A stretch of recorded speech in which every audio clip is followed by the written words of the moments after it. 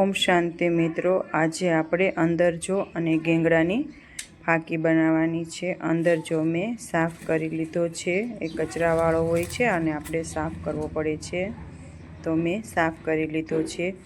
અને આ જે ગેંગડા છે એને આપણે ફોડી લેવાના છે। અંદરથી સફેદ બી નીકળશે। જો હું તમને ફોડી પછી બતાવું।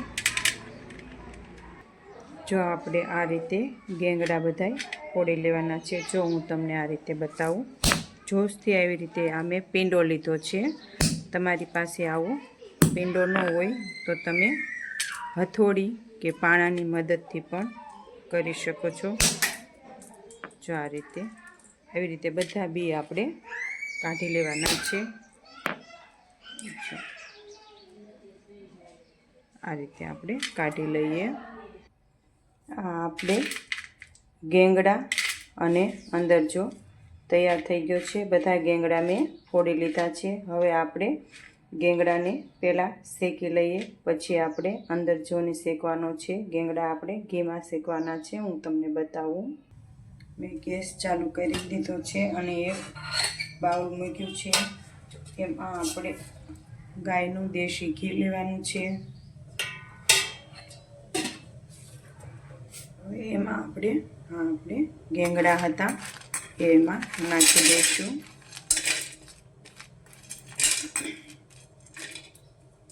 આ આપણા ગઢિયા હતા એ આપણે નાના બાળકોને આવી રીતે ફાંકી બનાવીને પાતા હતા, તો દવાખાને આપણે લઈ જવા નહોતા પડતા બાળકોને। અત્યારે આપણે આ ભૂલી ગયા છીએ।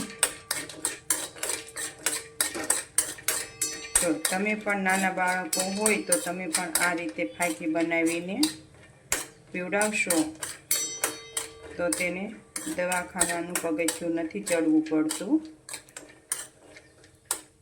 0 થી લઈને 15 વર્ષ સુધીના બાળકને તમે આ ફાંકી પાઈ શકો છો। નાનું બાળક હોય તો તમારે મગના દાણા જેટલી લેવાની, પછી તમારે ડોઝ વધારતું જવાનું, થોડી વધારતું જવાનું। જો આ રીતે આપણે આ શેકાવા લાગ્યા છે। હવે આપણે આમાં આપણે અંદરજો શેકી લેવાનો છે।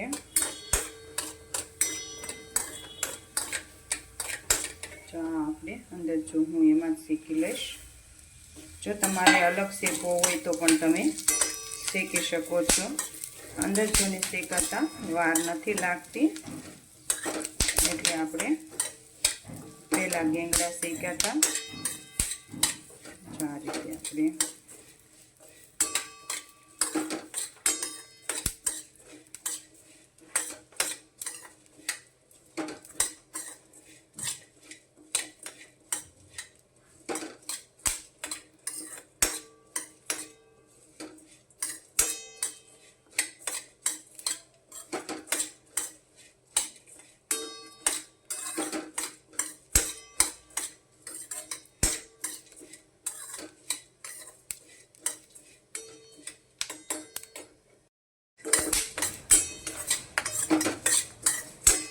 આપણે અંદરજોને ગેંગડા શેકાઈને રેડી થઈ ગયા છે। હવે આપણે આમાં નાખવાનું છે હળદર અને સંચળ, એ આપણે તૈયાર કરી લઈએ। ગેસ બંધ કરી દઈએ આપણે। આ બંને શેકાઈને રેડી થઈ ગયું છે। એમાં આપણે જે મેં આ ચમચી લીધી છે એ આ 1.5 ચમચી હળદર પાવડર લીધો છે। હળદર પાવડર પણ મેં ઘરે બનાવેલો છે। તમારે જો ઘરનો બનાવેલો હોય તો તમે એ જ લેજો, નકર પછી તમે રેડીમેડ લઈ શકો છો। અને મેં આ ચમચી લઈ 1.5 ચમચી મેં હંચળ પાવડર લીધો છે, એ પણ મેં ઘરે જ દળ્યો છે। આ રીતે હવે આપણે બધું ઠરી જાય એટલે આપણે મિક્સર જારમાં દળી લેવાનું છે।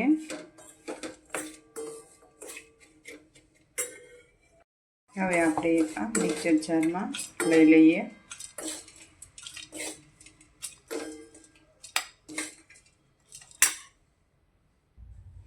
જો આ રીતે મેં મિક્સર જારમાં દળી લીધી છે.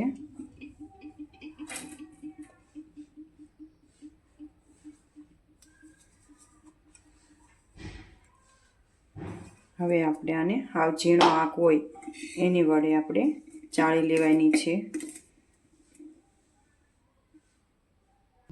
જો આ રીતે બધી ફાંકી આપણે ચાળી લીધી છે. તમારે ઝાઝું નીકળે તો તમે બીજી વખત મિક્સરમાં ફેરવી શકો છો, પણ મારે બહુ ઝાઝું નથી નીકળ્યું એટલે જો આ આપણે ફાંકી રેડી થઈ ગઈ છે.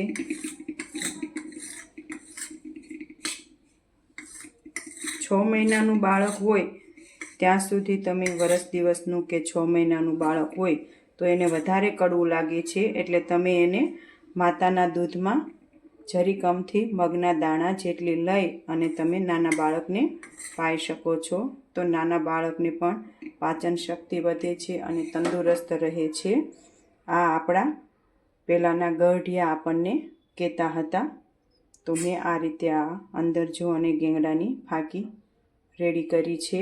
તમે પણ આવી રીતે બનાવજો અને તમારા ઘરમાં નાના કોઈ બાળક હોય તો તમે એને પાઈ શકો છો.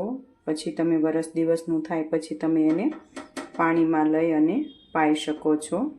તો મોટા અને નાના બધાય પણ આ ફાંકી તમે પી શકો છો, કડવી હોય એટલા માટે. ઓમ શાંતિ મિત્રો.